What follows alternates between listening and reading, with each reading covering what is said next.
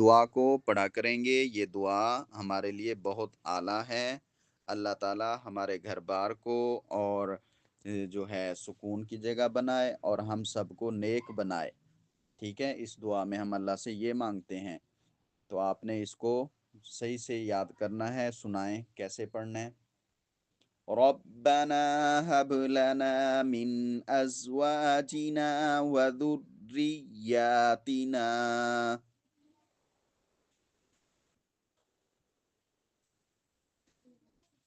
ربنا هب لنا من أزواجنا وذرياتنا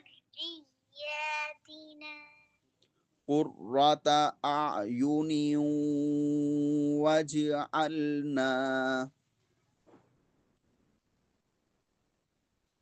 قرة أعين واجعلنا للمتقين إماما۔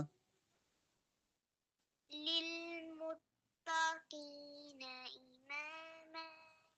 اب اس میں آپ نے با کو کلکلا کرنا ہے، از پہ زا کی سیٹی دینی ہے، ٹھیک ہے، اور متقین میں قاف کو موٹی آواز میں پڑھنا ہے۔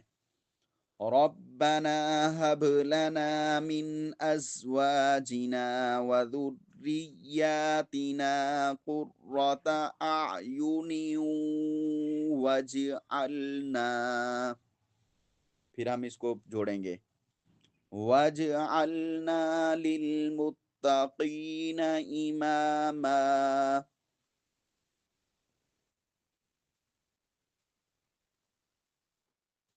ربنا هب لنا من أزواجنا وذرياتنا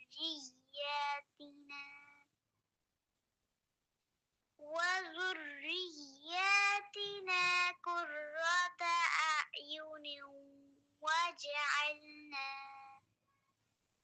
واجعلنا للمتقين إماما۔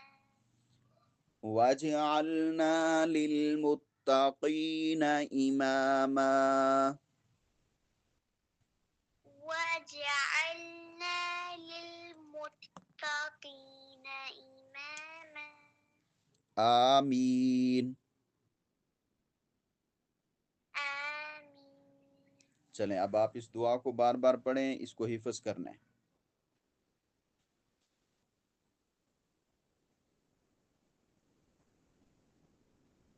ربنا هب لنا من أزواجنا وذرياتنا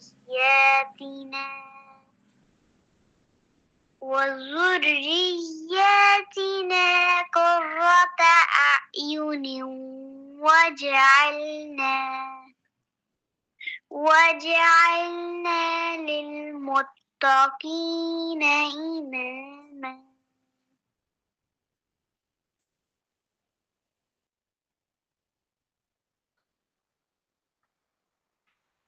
ربنا هب لنا من أزواجنا وذرياتنا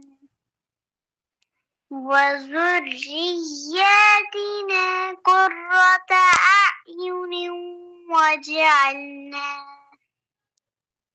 واجعلنا للمتقين إماما۔ اس میں آپ نے یہ چیز یاد رکھنی ہے، اکثر طور پر لوگ اس کو واجہ پڑھ جاتے ہیں، جیم کی زبر۔ آپ نے جیم پہ زبر نہیں پڑھنی، جزم ہے نا، واو جیم زبر وج، تو وج آپ نے یاد رکھنا ہے، کبھی بھی یہ غلطی نہیں کرنی، ٹھیک ہے۔ وَجْعَلْنَا لِلْمُتَّقِينَ إِمَامًا۔ واجعلنا للمتقين إماما۔ اس کو بار بار پڑھو، شاباش۔